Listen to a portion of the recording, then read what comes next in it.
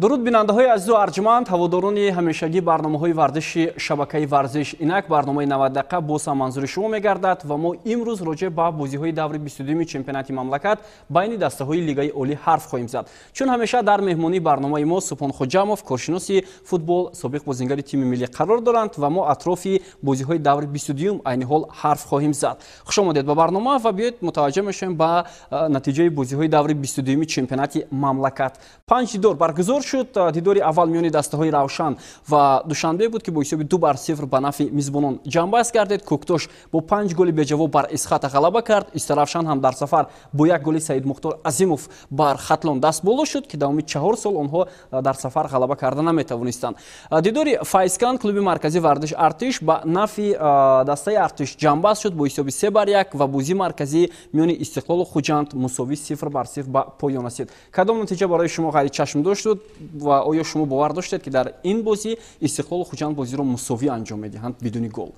خب معلوم بود که بازی دسته استقلال و خوجند بازی یعنی مرکزی شده میگذارد و بازی یک جالب و دیدنی میگذاشت و همین طرح هم شد. بله. دیگر نتیجه ها برای شما غیر انتظار نبود؟ غیر انتظار. همین دسته کوکتوش به دروازه اسخات 5 گل به جواب زد. همین هم یعنی غیر انتظار است. غیر انتظار است که 5 گل. بله. خب بعدا در مورد این بازی گفتم میگذاریم و بیاد شرح و توضیح رو از رقابت دسته روشن و دوشنبه آغاز میکنیم. این بازی در روز استراحت در ورزشگاه مرکزی شهر کلوب برگزار شد و با حساب 2-0 به نفع فوتبالبازان روشن انجام یافت. مؤلف گل ها در این رقابت دلیر شامورودوف از پنالتی و همچنین حمایتگر مرکزی روشن حسن رستموف شدند که توانستند غلبه تیم خود را تامین نمایند و این یکی از غلبه‌های مهم با رهبری نجم‌الدین طالبوف برای دسته روشن بود. خب روشن حالا آیسته آیسته به خود میآید و ما در مورد مشکل‌های دسته گفتیم. نجم‌الدین طالبوف هم به خاطر بهتر کردن نتیجه‌های دسته حالا با کار شروع کرده است. روشن معلوم می‌شود که برای زینه‌های بالایی حالا شانس کمتر دارد و آیا در میانه جدول قرار گرفتن روشن اگر در انجام موسم همین گونه شود نتیجه خوب است به اندیشه شما؟ من فکر دارم که برای سال یکم که در لیگ عالی برآمد کرده شدن بعد این قدر تنفس با فکر من نتیجه خوب می شود با از سببی که این قدر آنها پرابلم زیاد داشتند در اول موسم که سرمربی بود، بعد سرمربی از دست رفت، چند وقت به سرمربی بازی کردند و در آخر نجم‌الدین طالبوف رو دعوت کردند و دسته رو من فکر دارم که خود به خود دسته روشن کلوب دسته خوب است. دسته یعنی در اونجا هیئت بازیگرایی که وجود دارن آنها یکی از بازیگران خوب به شمار میروند و بازی خوب هم نشون میدن. اما متاسفانه در یک خیلی بازی آنها با مغلوبیت یعنی روبرو میشن. این از سببی که یعنی به اهمیتی کردنشان به همین خاطر اگر اهمیت داده باشیم و در دور دوم آنها با همدیگر وو خورده بودند در شهر کلوب و بازی مساوی 1-1 انجام یافته بود.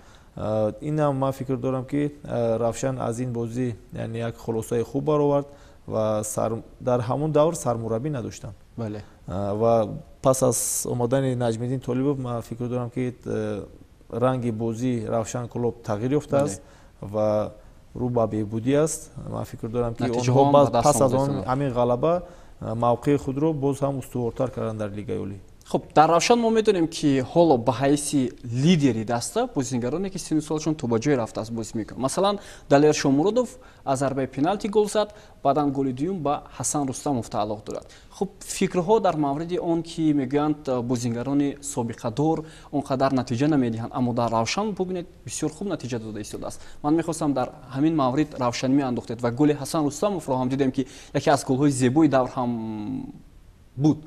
در حقیقت وقتی که در میدان بازیگرای با تجربه بازی میکنن یعنی سابقه فوتبال بازیشون نسبت به دیگرها زیادتر است، آنها در اینجا تنها هم فقط سابقه داران بازی کردن نمیتونن. آنها را باید استفاده برد. یعنی در اینجا وقتی که میکس میگوین جوانان قطعی آمیخته این بسیار خوب است و натиҷаи хуб медиҳад ва ҳамин гуна дар равшани клуб ҳам ҳаст. Дар ҳамин ҳайати асосӣ агар ман хато накунам 3-4 бозингари ҷавон аст. 3-4 бозингари ҷавон аст ки дар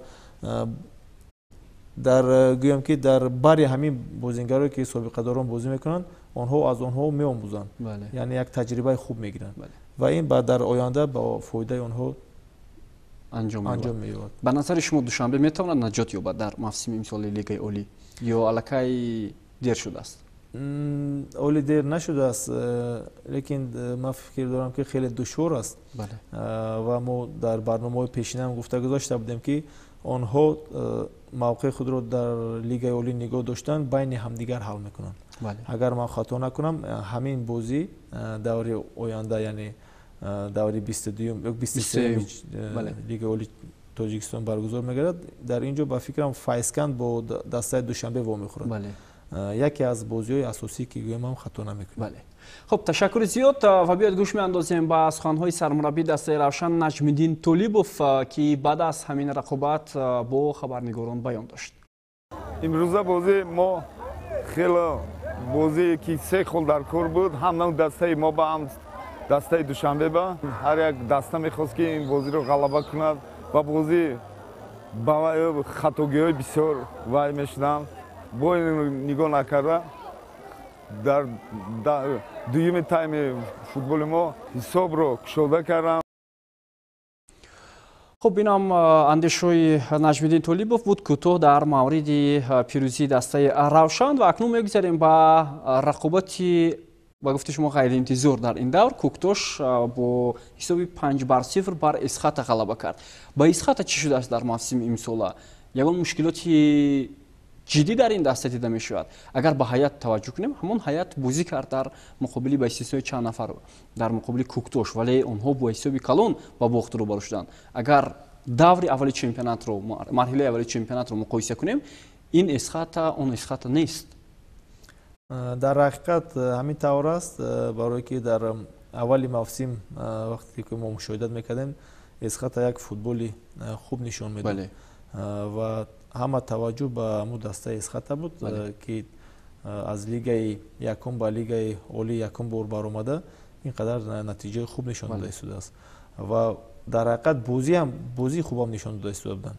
متاسفانه در دور سوم چمپیونات اسخات با همون حالت‌های دشوار یعنی دچار شدند. من فکر دارم که در حیات دسته یعنی بازیگرایی که لات برداشتند و کارت‌های اضافه داشتند، کارت‌هایی که کارت‌های زرد که سرخ داشته بودند، آنها در بازی اساسی بازی کردن نتوانستند.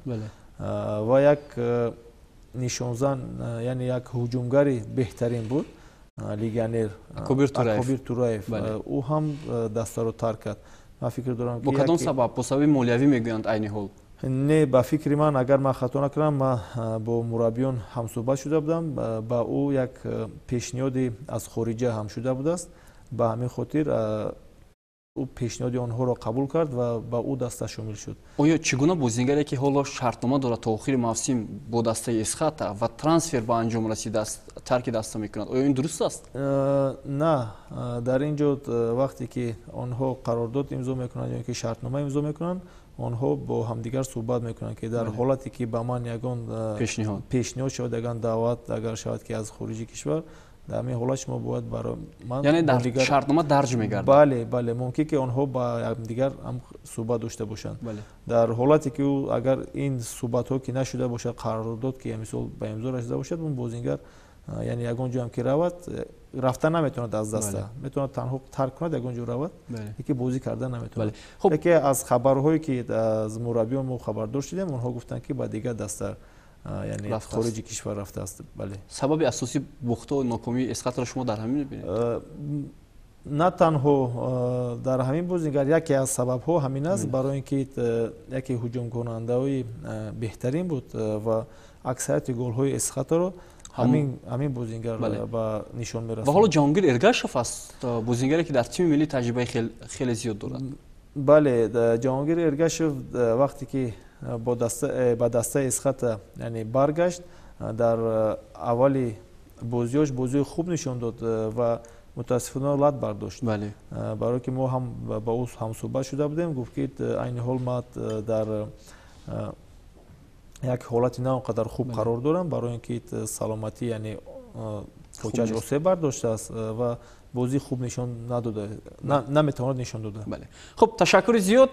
در مورد کوکتوش و اسخط میتونیم همین قدر صحبت کرده. به هر صورت ما کوکتوش رو با این غلبه کلان تبریک میکنیم. دسته حالا برای نجات یافتن مبارزه برده ایستاده است و گفته می شود که راه این دسته برای ادامه رقابت ها در سال من بعدم حالا الکه گذاشته شده ایستاده است. درباره کوکتوش هم نگفته نماند که در حقیقت آنها در همین یک حالت نه اونقدر خوب قرار دارند که میتوانند که لیگ اولی رو ترک کنند.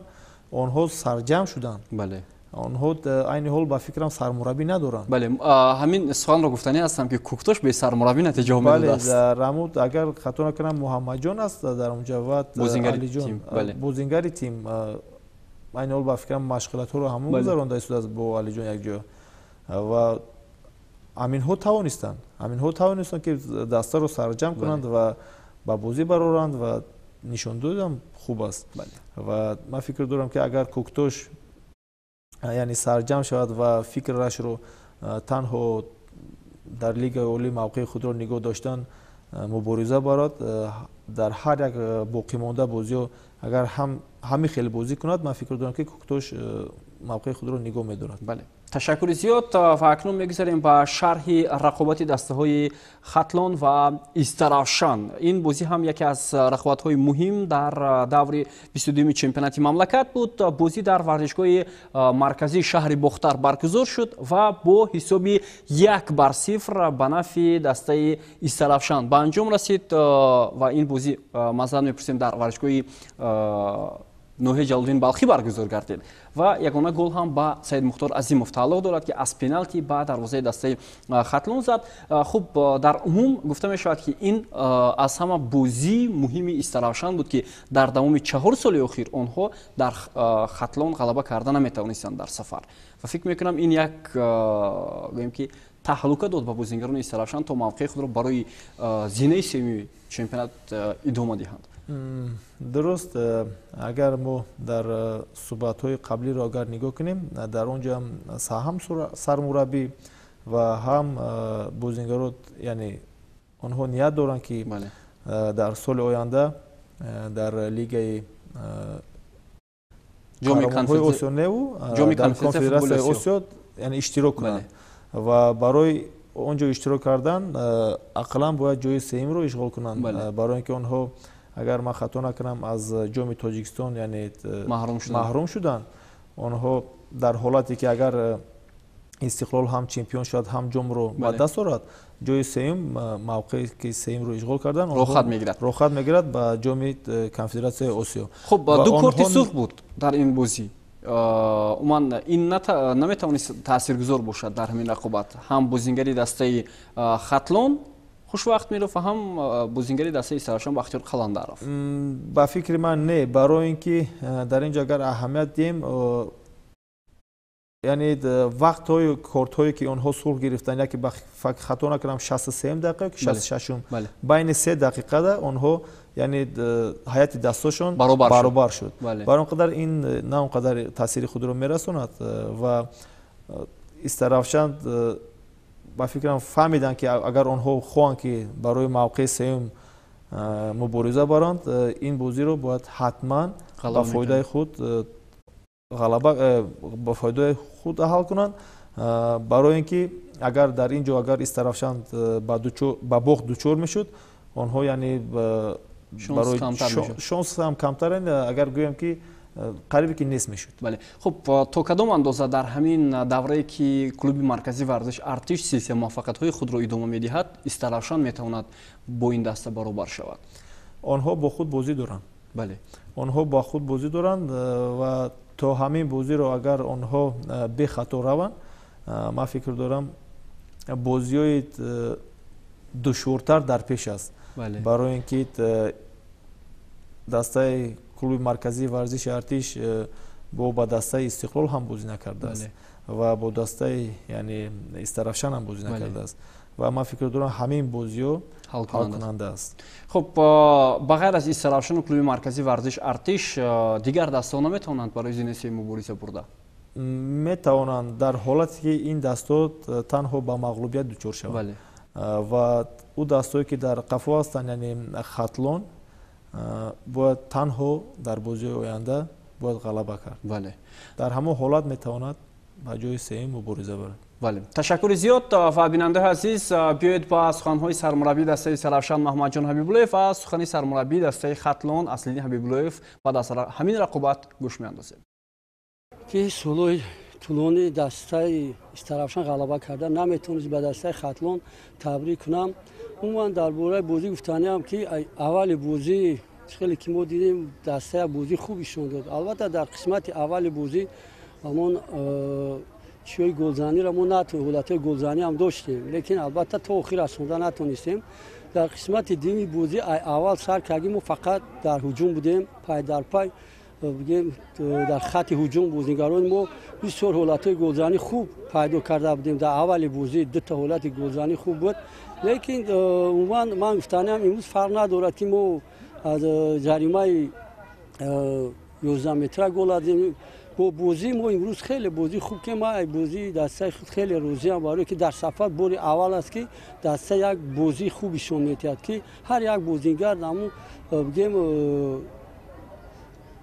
جای خود او وظیفه‌ای که ما گفته بودیم خوب اجرا کردن. بازیگرانی که از بگیم کورسی احتیاطی هم بر اومدن بازی خیلی خوبشون دادن. باید امیر قید کرد که بازیگران ما با این بازی قد اومده خوب نبود. 10 دقیقه اول بسیار بازی خوب نشون داد و دوام بازی بود تا آخر قسم اول اون بازی که اون طلباتی که ما نسبت اونها داشتیم از عهده اونها برآمدن نتونستند. متأسفانه در قسم اول بازی 3 لحظه خوبی گلزنی داشتیم. حمله‌وران جانگاتین و همراه قلف نوریدین از عهده وظیفه خود نقض نبرآمدند و در قسم دوم بازی چقدر که شاهد بودین در خط دفاع بازیگران با خطاگوی دغل روی دادن و در این لحظه باز با دروازه ما وقتی که جریمه 11 متر تعیین کرده شد بعد حساب 1-0 شدن در هیئت دسته باز تغییرات وارد کردیم. متأسفانه بازیگران که به میدان در آوردن چه بازیگران هیئت تفسیر و چه بازیگران که از هیئت احتیاطی به میدان در آورد با بازی در اومدن متأسفانه طلباتی که ما نسبت اونها داشتیم از عهده اون برآمدن نتونستند. خب سرمربی دسته خطلون اصلدین حبیب‌الله عین حال از نتیجه بازی آنقدر قناعتمند نیست و مخصوصا از بازی دست پرورانش در این رقابت. خب اکنون بیا در مورد رقابت فایسکند و کلوب مرکزی ورزش ارتش سخن میکنیم که شما به واسطه این بازی را از ورزشگاه تماشا کردید و متاسفانه ما رفتین بازی را نمیتوانیم حداقل شرحی همین رقابت رو برای بیننده ها پیشکش کرده. خب از زبان کارشناسی فوتبال و شاهد همین بازی میشنویم که بازی چگونه بود و کلوب مرکزی ورزش چگونه غلبه خود را به دست آورد؟ آسان بود برای آنها یا مشکل؟ یگون بازی یگون غلبه با آسانی به دست نمیاد تا اینکه مهنت نکنی در میدان، یعنی باید عرق جمعی ریزانی و بازی خوب نشوندی که غلبه را به دست آوری و همین بازی هم همین گونه گذشت که از اولی بازی گویم که بازی برابر بود. برابر بود، هر دو دسته میخواستن که غلبه رو به دست آورن و در اینجا نقش اساسی رو من فکر دارم که سرمربی بازی کرد. کدام سرمربی؟ سرمربی کلوب مرکزی ورزشی ارتش سوبانی، برای اینکه وقتی از بالا تماشا میکنی و همه چیز در میدان نمایان است. وقتی که با میدان برآمدن دستو یک سیستمی که 4-2-3-1 بازی کردن رو سر کرد و در رفت بازی نگاه کرد که کمتر در میدان مشکلی پیدا شد و در رفت بازی یعنی سیستم رو ایواز کرد. و چگونه ایواز میکنن مربیان در وقت بازی؟ توسط فهموندن، یعنی توسط فهموندن که همون میگوین که با کدام بازیگر در کدام موقع باید بازی کرد و اون سیستم رو ایواز کرد 4-1-4-1 و گذاشت و پس از اون در یک بازی من اهمیت دادم 3-4 بار سیستم رو ایواز کرد و همین با دسته کلوب مرکزی ورزش ارتش یعنی ثمر آورد و گرچند که گل یکم رو با دروازه خود клуби маркази варзиши артиш сар дод ва ба ҳамин нигоҳ накарда онҳо дарҳол ба худ омада яъне туби ҷавобиро зоданд ва ман фикр дорам ки дар ин ҷо яъне таваҷҷӯҳро дастаи файзканд ва зоҳириро ҳушёриро яъне аз даст доданд онҳо пас аз гол задан яъне камтарак ором шуданд дар футбол ин чиз нобахшидани аст бале бояд давоми 90 дақиқа ҳаракат мекарданд 90 дақиқа бояд дар як яъне беҳад таваҷҷӯҳи баланд яъне консентратсия мегӯянд бояд гум накард ҳама вақт бояд дар ҳамин ҳолат бояд қарор дошт аз ҳуштаки довар то ҳуштаки довар хуб ки аз ҳама зиёдтар хуб ҳунарнамоӣ кард дар ҳамин бозӣ ба андешаи шумо бозингаре ки бештар равиши бозиро ба даст гирифта тавонист махсусан аз дастаи меҳмон аз дастаи меҳмон мо ака гуфтанӣ ҳастам ки дар ин ҷо ҳарду онҳо меҳмон буданд дар ҳамин майдон асосӣ меҳмон клуби марказии варзиши артиш буд ва ман фикр дорам ки бозингарони нимҳимоятгарон беҳад бозӣ хуб нишон доданд аз он ҷумла фатулло фатуллоев комрони мирзонаҷот легионерашон идрис амину фирӯз бобиев бозиро ман гӯям ки ҳамин бозингаро яъне бозиро идора карданд дар майдон барои ин ки вақти клуби марказии варзиши артиш бо ҳисоби 2-1 ғалаба карда истода буд дар қисми дуюми бозӣ ба майдон тағйирот ворид кард бо тағйироти ворид карданаш системаро дарҳол иваз кард ман аввал фикр кардам ки онҳо хати дифоъро мумкин ки пурқувваттар кунанд на хати ҳуҷумро пурқувваттар карданд вале голи сеюмро ба даст орданд барое ки системаро иваз кард аз 4-1-4-1 ба 4-4-2 гузашт ва ҳамун бозингар бо паси головар дод яъне саршави ҳуҷум аз шарафҷон солеҳов сар шуд ва фатулло фатуллоев беҳад як паси головар ба лук дод ки ӯ фақат бояд пошро мемонд ки гол шавад тамом ташаккури зиёд ман фикр мекунам возеҳтар фаҳмонидед ки чӣ гуна бозӣ сипарӣ шуд воқеан ҳам арзандаи тамошо ҳам буд рақобати дастаҳои файзканд ва клуби марказии варзиши артиш ва фикр мекунам ин ғалабаҳо ҳоло ба тамоми ҳайати ин даста рӯҳияи хеле ҳам хуб мебахшад оғози мавсимро мо хуб дар ёд дорем ки чӣ гуна даста дар вартаи нокомиҳо буд вале баровардани ин даста аз ҳамон вазъи мушкил кори осон ҳам нест хуб дар мавриди рақобате ки мусовӣ анҷом меёфт бидуни гол дар ин давр бо иштироки ду дастаи беҳтарини тоҷикистон истиқлол ва хуҷанд гуфта мегузарем хуб яке аз бозиҳои мушкил ҳам барои истиқлол буд агар хато накунам шумо чӣ назар доред дар мавриди ин рақобат дар ҳақиқат барои ин ки чанд қадар мо дар ҳамин чемпионате ки истиқлол бозӣ накардааст дар соли мавсими 2021 дар ҳақиқат яке аз бозиҳои мушкилтарин буд ман фикр дорам барои дастаи истиқлол ва ин гуна бозӣ дар чемпионати мо мутаассифона кам аст хуб бисёриҳо бар он назар ҳастанд ки гол нашуд бозӣ дилгиркунанда мешавад шумо чӣ назар доред не ин бозӣ агар аз тарафи мутахассисон агар назар кунем як бозӣ ҷолиб буд барои ин ки ҳар даста дар як таваҷҷӯҳи гӯем зарурӣ дар як сатҳи баланд қарор доштанд ва аз аввали бозӣ то охири бозӣ яъне агар аҳамият дода бошем то ҳамин қадар то ҳамин дараҷаро онҳо яъне хуб бозӣ карданд то ҳамин дараҷаро яъне ваи худро эҳсос карданд маҳсулияти худро дар майдон ҳар як бозингар мавқеи худро дар майдон ҳис кард ва он талаботое ки мураббӣ аз он талаб мекард ҳамонро иҷро кард ва агар аҳамият дода бошем на он қадар ҳолатҳои голзанӣ буд вақте ки ин гуна бозӣ мегузарад вақте ки яъне бозии ки гӯем ки пуршиддат дар ин ҳолат мегузарад ва ҳолатҳои голзанӣ кам мешавад ва ман фикр дорам ки дастаи истиқлол аз дастаи хуҷанд ин ин чизро интизор набуд, барои ин ки ҳама даста як бор қафонишин бозӣ мекунанд, яъне аз хатти дифо. дар ин ҷо баръакс шуд. хуҷанд дар ҳамла буд ва дар зонаи якум онҳоро дар ҳамон майдони худ дар пеши дарвозаи онҳо яъне қабул кард ва фишори зиёд овард. Агар ман хато накунам, то 20 дақиқаи аввал истиқлолро онҳо аз майдони худ баромаданӣ намуданд. Фақат дар аксулҳуҷумҳо истиқлол метавонист ки барояд аз нимаи худ.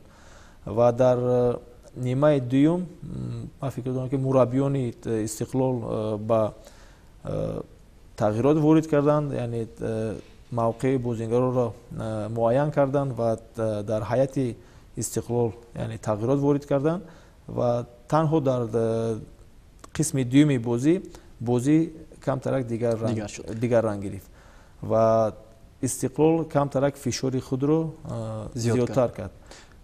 Ва ман фикр дорам ки хуҷанд яке аз бозиҳои беҳтарини чемпионат ҳамин бозӣ буд.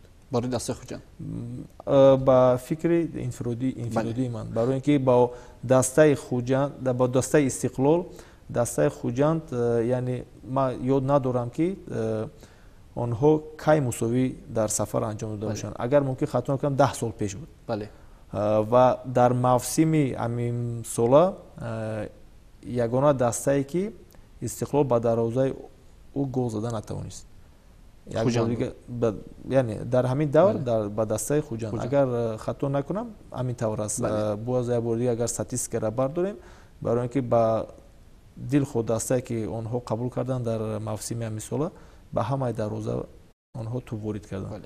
Танҳо ягона дастае ки хуҷанд аст дар ҳамин давр гол зада натавонистанд. Хуб, ташаккур. Маълум мешавад ки он натиҷаҳое ки истиқлол дар вақтҳои охир ба даст меорад 1-0, маълум мешавад ки бозии истиқлол ҳам каме танқисӣ дорад, мушкилиҳо дида мешавад. Ва ё шояд аз набудани Виталий Левченко аст ки ӯ дар ҳамон курсҳои мураббигӣ қарор дорад ва ҳоло бо ҳайати даста нест ва онҷо корро мураббиёни дигар пеш бурда истоданд. Хуб, дар ин бозӣ ҳамкори мо Иномиддин Аҳмадзод ҳам қарор дошт ва бо сармураббии дастаи хуҷанд Рустам Хоҷаев ва мураббии дастаи истиқлол Анвар Норқулов суҳбати анҷом дод.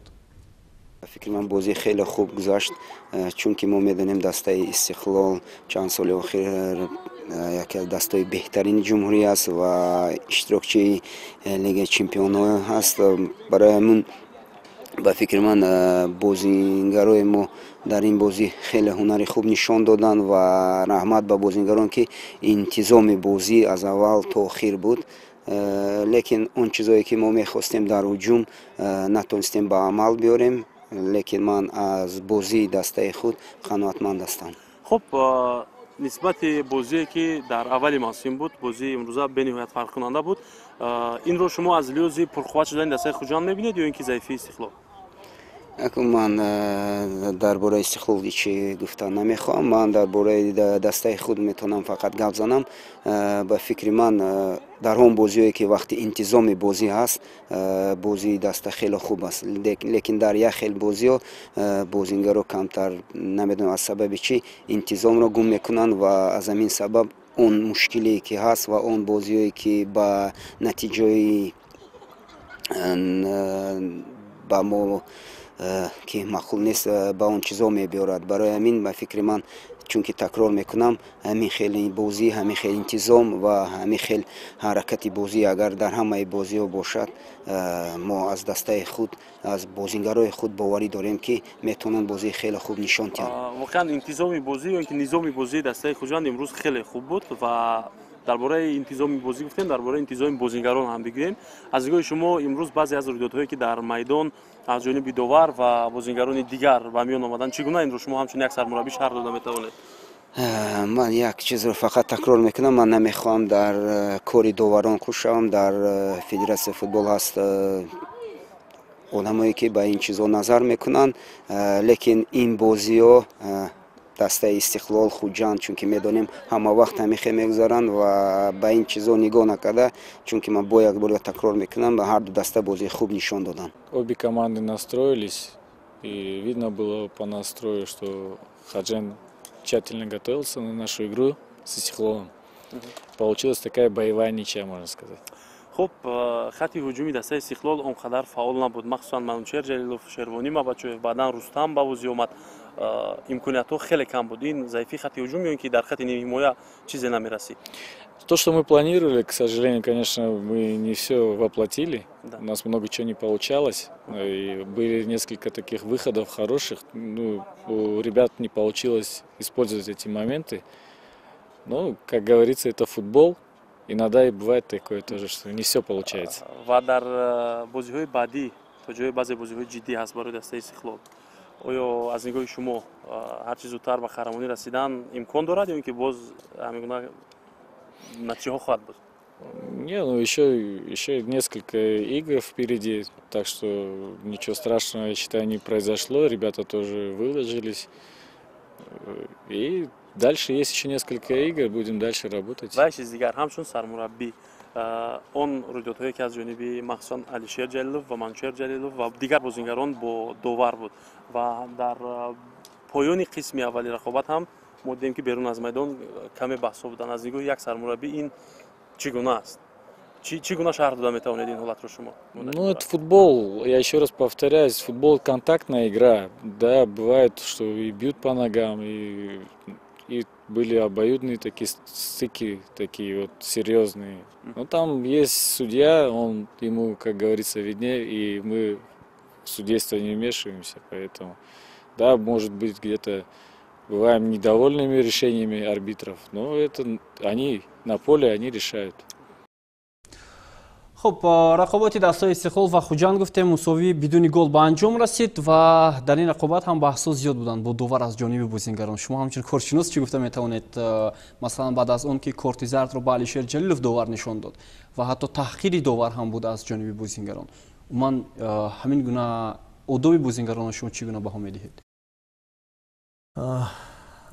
در حقیقت در اینجا چی گفتن مشکل است وقتی که بازی برابر است و بازی خیلی دشوار میگذارد. در اینجا ایموتسا میگویند، یعنی این رو نگاه داشتن احساسات خود رو در میدان در این فشار گویم که نگاه داشتن خیلی دشوار است. به همین حالت هرچی روح دادنش ممکن است و داور ما فکر دارم یک خیلی چیزا رو نه اونقدر اهمیت میدهد، برای اینکه اون چیزایی که ضروری است، اون چیزایی که یعنی ممکن نیست، اون چیزایی که قطعا ممکن نیست، به همین چیزا بسیارتر اهمیت میدهد. وقتی که دو دسته پرقوت با هم وا میخورند، اگر هر یک لحظه رو اگر ما منع کنیم، یعنی کارت زرد تیم و کارت سرخ تیم، در میدان بازیگر نمیمونه. به همین حالت ما فکر دارم داوران یکی بالاتر قبول میکنند، یعنی یک موقع معین دارند و یک مبارزه بالاتر رو قبول میکنند و با همون نگاه کرده یعنی آنها داوری میکنند. بله. و علاوه بر سخنهای شما هم باید بعضی بازیگران که واقعا هم برای بسیار از جامعه فوتبالی ما نمونه عبرت هم هستند، باید آنها واقعا هم همین گونه احساسات خود را نگاه هم دارند، چون که بیشتر نسل نورس میخواهند که به مثل همین گونه بازیگران با وای رسند و نتیجه های خوب را در فعالیت کسبی خود هم داشته باشند. خب این چیزها هم یک جزئی اساسی است، باید توجه خود بازیگران هم زیادتر شود، یعنی دیسیپلینی که شما گفتید بالاتر و باید از جانب مربیان خوبتر راه اندازی شود تا البته برای همه یک رنگ باشد، یعنی انتظام بازی در میدان برای خود دسته خطلان، خود دسته خوجند، خود استقلال، خود استرافشان، خود دیگر تیم ها. خب تشکر زیاد و اکنون این گفته شما درست است. وقتی که ما آزاد نفس میکشیم، یعنی نقطه دلزنی ما آرام است. وقتی که در میدان وقتی که بازیگر میدود، دلزنی او از 160 تا 180 تا 200 رو میبردارد. در این حالت اداره کردن خود رو، احساسات رو خیلی دشوار است. یعنی یک لحظه ناگوار، یک لحظه میتواند که بازیگر رو از خود بیرون کرد. ما اگر اهمیت داده باشیم، نه تنها مثل بازیگرای نامی ما، من طرف اونها رو نمیگیرم، در حقیقت وقتی که اونها آرام میشوند، آنها از این چیز پشیمانی میگیرند. واقعا هم بسیار از بازیگران همین هستند. در مود اروپا رو یه نظر کنیم، اهمیت اینه که تو کدام درجه رو آنها نامی هستند و با کدام کارها آنها دست میزنند. این معنی او را ندارد که ما هم با آنها تقلید کنیم و همین گونه خود رو رفتار کنیم. لیکن من فکر دارم که آنها بازیگرایی که این طور میکنن آنها باید حس کنن که در حقیقت یعنی میلیون ها نفرها میلیون ها مخلصان آنها رو در تلویزیون تماشا میکنن و با یعنی رفتار بازیگر بها میدهند. بله تشکر زیاد و بیایید بگذاریم با حیات رمزی دور 22 چمپیونات تاجیکستان که بهترین ها از روی فرضیه شبکه ورزش هم معین شدند. در دروازه قرار میگیرد قربانعلی بوبویف از باشگاه فوتبال استراوشن که با دروازه خود گل سر نداد و بهترین بازی را نشان داد. زویر جورابویف، اندری میشنکا، حسن رستموف و همچنین یک دفاعگر دیگر، این البته سوراب جلیلوف در موقع خط دفاع قرار گرفتند. فتح‌الله چون همیشه در احترامسی دور چمپیونات است. خب سید مختار عظیموف، کرامت الله سیدوف، فیروز بوبیف اینها در مرکز میدان، نسیم محمدیف از تیم کوکتوش و همدسته او سلطانوف عزیزبек در خط حمله قرار گرفتند. مربی بهترین دور رستم خوجایف. من نظر شما را کوتاه در مورد هیئت رمزی دور فهمیدنی بودم که بازی این بازیگران در این دور چگونه بود و به کدام خاطر ما مربی بهترین رو هم رستم خوجایف انتخاب کردیم و دیگر هیئت رمزی دوری چمپیونات. از قربانعلی بوبویف سر میکنیم که یکی از بازی‌های یعنی مرکزی رو یعنی بازی‌های حل کننده رو یعنی با فایده خود کردن، با دروازه خود رو امین داشت به گل و در خط دفاع جورابویف، میشینکا، تحسنوف، جلیلوف بازی خوب نشان دادن. در حقیقت بازی خوب نشان دادن. در خط نیم حمایت این بازیگرها هم بوبیف، فتح‌الله عظیموف، سعیدوف در مرکز میدان با تیم استقلال بیاد بازی خوب نشان داد. اون چیزایی که او در میدان نشان داد، اون قدری که کار رو انجام داد، نه همه بازیگرها بله در این موقع این کار رو انجام میدن. فتح‌الله باور کنید اگر گل هم که نزده باشد در این بازی، دو پاسی گل آور آورد و سیم پاسی گل آور 100% رو استفاده بردن نتوانستند. و دو بازیگری که کوکتوش امروز در خط هجوم هستند، آنها گویم که هر دو آنها دسته اسقاط رو مغلوب کردند با 4 گل. با 4 گل یعنی آنها 5 تا زدن، 4 تا گل ها رو همین دو حمله‌گر زد و محمدی نسیم جان یک چهره نو است در اینجا. و رستم خوجایف من فکر دارم که 4 دوره که 5 دوره اخیر است که با مغلوبیت دچار نمی‌شود و بازی یکی از بازی‌های مرکزی هم گویم خطا نمی‌کنیم. در سفر با دسته استقلال چمپیون تاجیکستان اشتراکچی جام لیگ قهرمان‌ها در سفر مغلوب نشد و با دروازه خود گل سر نداد. بله این بهترین نتیجه هم به حساب میرود برای مربی و بهترین بازیگر دور 22 چمپیونات مملکت از روی فرضیه شبکه ما نصیب دروازه‌بان دسته استراوشن گردید. قربانعلی بوبویف. واقعا هم کم حالت‌های اتفاق میافتند که بهترین بازیگر دور یک دروازه‌بان میشود. واقعا هم خوب هنرنمایی کرد در این دور و با اندیشه بسیاری ها مهارت و ملکه او بوده است که استراوشن در سفر صاحب پیروزی گردید و ما از فرصت استفاده برده دروازه‌بان استراوشن رو هم تبریک میکنیم با بهترین بازیگر دور 22 چمپیونات شدن از روی فرضیه شبکه ورزش. خب متوجه میشیم با نشانزن‌های چمپیونات مملکت تا دور 22 تغییرات حالا نیست. دلشاد بزرگوف، رستم سایروف، منوچهر جلیلوف و الهام براتوف همینا پای هم قرار گرفتن در روی خط نشانزن‌ها. دورهای آینده نشان خواهد داد که در این روی خط باز چگونه تغییرات و الهه ها برگزار میشوند. خب جدول مسابقه و اینجا تغییرات ها هست. بیننده عزیز و ارجمند، استقلال که гуфта мешуд агар бар Хуҷанд пирӯз шавад қадамҳои нахусти худро барои унвони чемпионӣ мегузорад. ҳоло каме ист дорад ва бо тафовути 10 имтиёз зиёдтар аз Хуҷанд дар зинаи аввал аст. клуби марказӣ Варзиш Артиш бо 36 имтиёз дар зинаи сеюм, Истаравшан бо 32 имтиёз, 4 имтиёз камтар аз дастаи Артиш дар зинаи чаҳорум қарор дорад. Хатлон, Исхата, Равшан дастаҳое ҳастанд ки паяҳам ва наздиктар ба ҳам дар зинаҳои 5 то 7 қарор гирифтанд. мубориза миёни Файзканд, Куктош, Душанбе барои боқӣ мондан дар лига бояд идома кунад, вале 6 имтиёз ҳам ман фикр мекунам он қадар тафовути зиёд нест миёни дастаҳои Равшан ва дигар дастаҳои боқӣ монда. خب در دور 23 مملکت بازی‌های خیلی هم مهم برگزار می‌شوند و در این میان تنفس است بینندگان عزیز و ارجمند و 15 اکتبر رقابت‌ها برگزار خواهند شد. استرافشان در میدان خود روشن را قبول می‌کند، خوجند با خطلان دیدار می‌کند، دوشنبه با دسته فایزکند، اسخاتا با استقلال، کلوب مرکزی ورزش ارتش با تیم کوکتوش رقابت می‌کنند و واقعا هم بازی‌های خوب و خاطرمان و به نظر شما کدام از این بازی‌ها حساسیت خیلی هم زیاد دارد در دور 23 چمپیونات مملکت؟ من فکر دارم در اینجا دوشنبه فایزکند، کلوب مرکزی ورزشی ارتش و کوکتوش. بله. برای چون که سه دسته برای موندن در لیگ عالی مبارزه می‌برند. آنها با فکرم تمام قوای خود را تمام کوشش تلاش خود را به همین بازی روانه میکنند که غلبه را به دست آورند. برای اینکه در حالتی که آنها مغلوب شوند، من فکر دارم که 60-70% آنها مغلوب شدگی‌اند، یعنی لیگ عالی رو ترک میکنند.